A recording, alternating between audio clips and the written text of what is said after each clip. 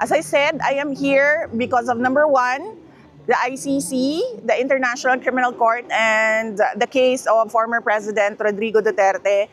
And number two, I am here as well for our country to discuss issues and the non-performance of the administration of President Marcos with the Filipino community.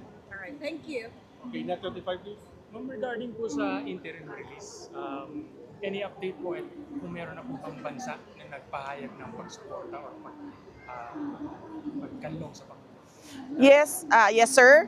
If you can check the ICC website, there is a request for interim release filed by the defense team of former President Rodrigo Duterte. And if you can read through the redacted portions, you can see that there are two countries that was named there, and one of the countries committed to helping or to receiving and accepting former President Rodrigo Duterte. What are those? Unfortunately, sir, I cannot talk about the contents of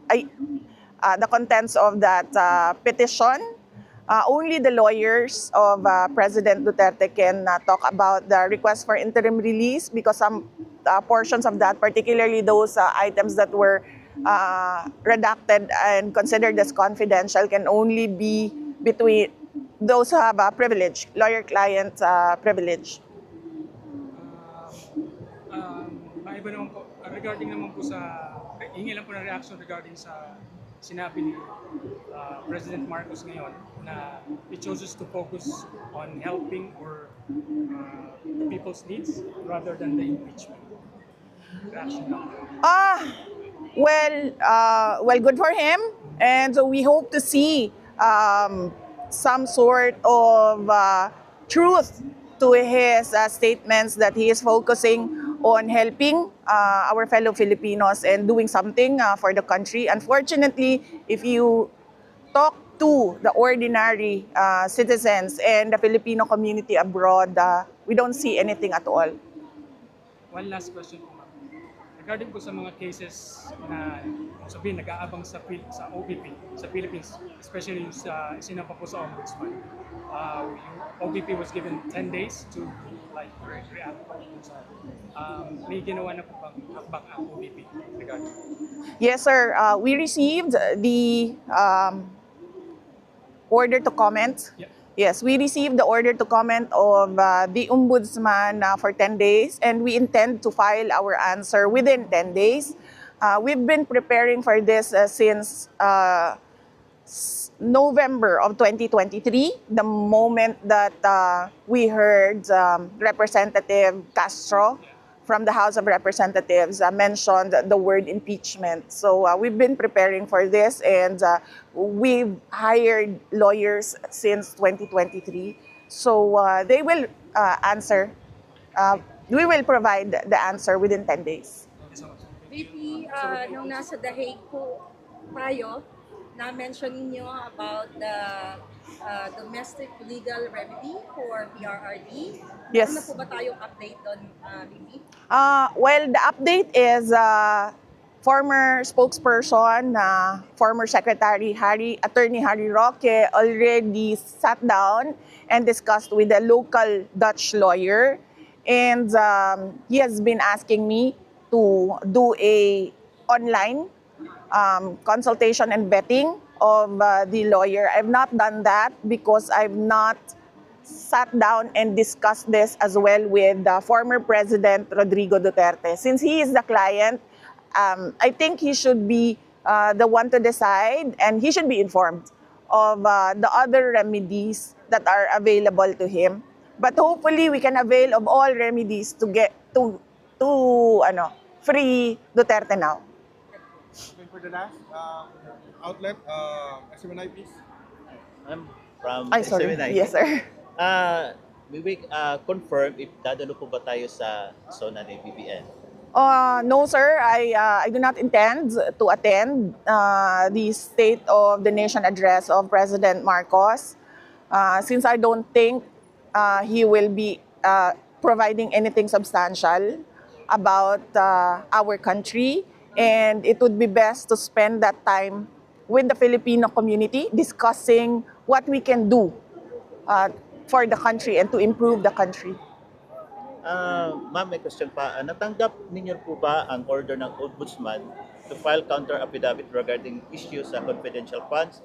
If yes po, ano po yung magiging reaction po ninyo dito?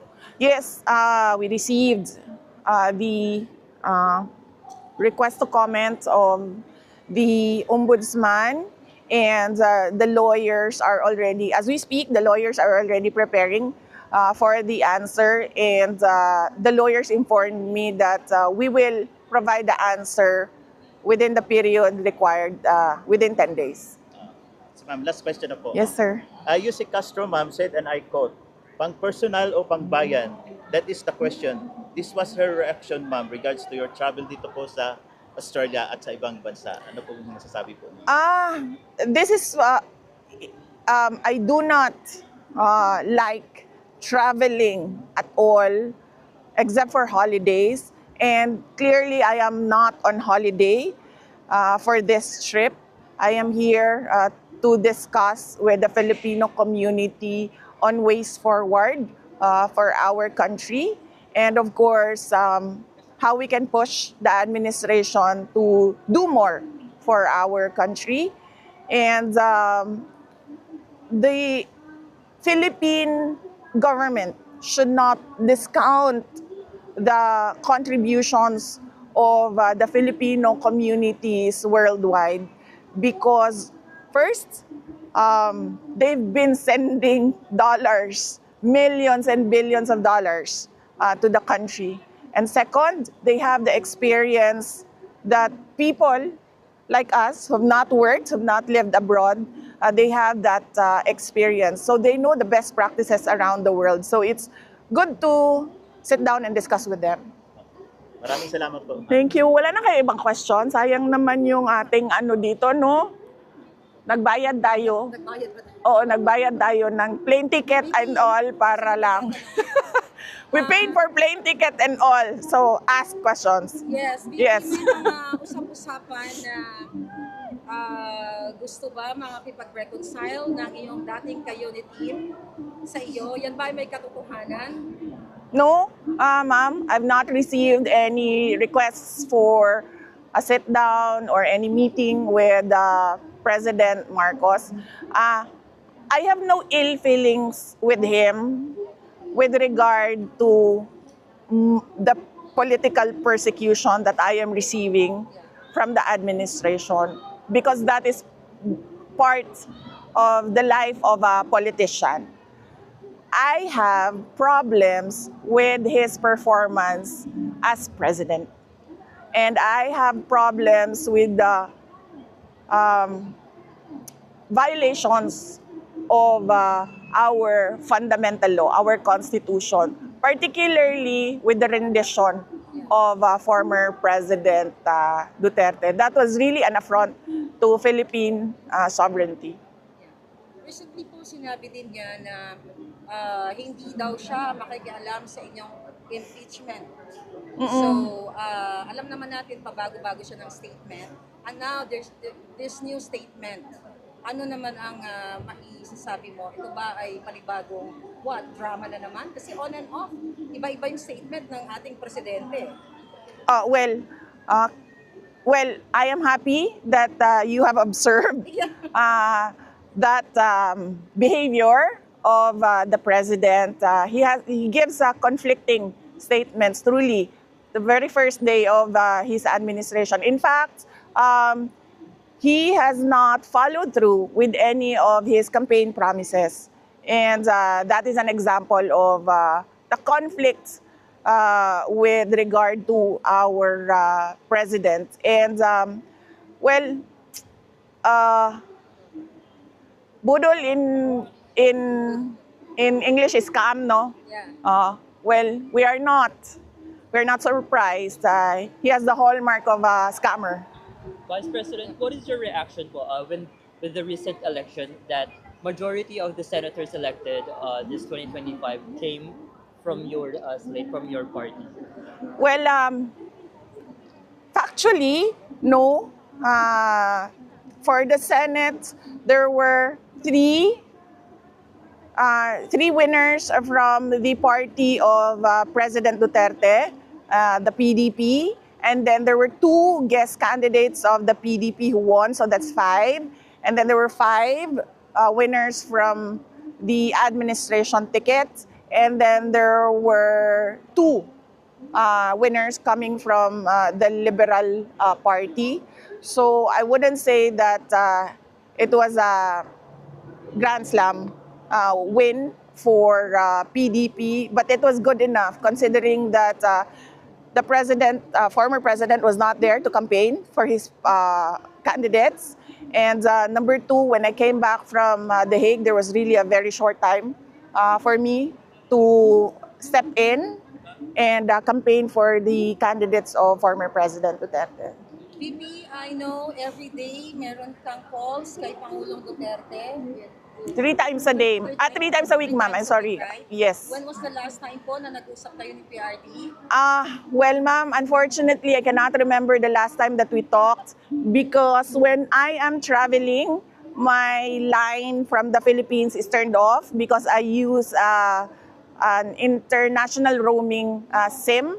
So he has been told by my sister that I am traveling to do the rallies around the world and to get the Filipino community to rally behind him with regard to his case in the ICC and to discuss, as I said, what is happening in our country. What was the last time na napag-usapan ninyo para i-share nyo dito sa ating mga kababayan? Yung last na nag-usap kayo, ano po yung bilin ni PRRD?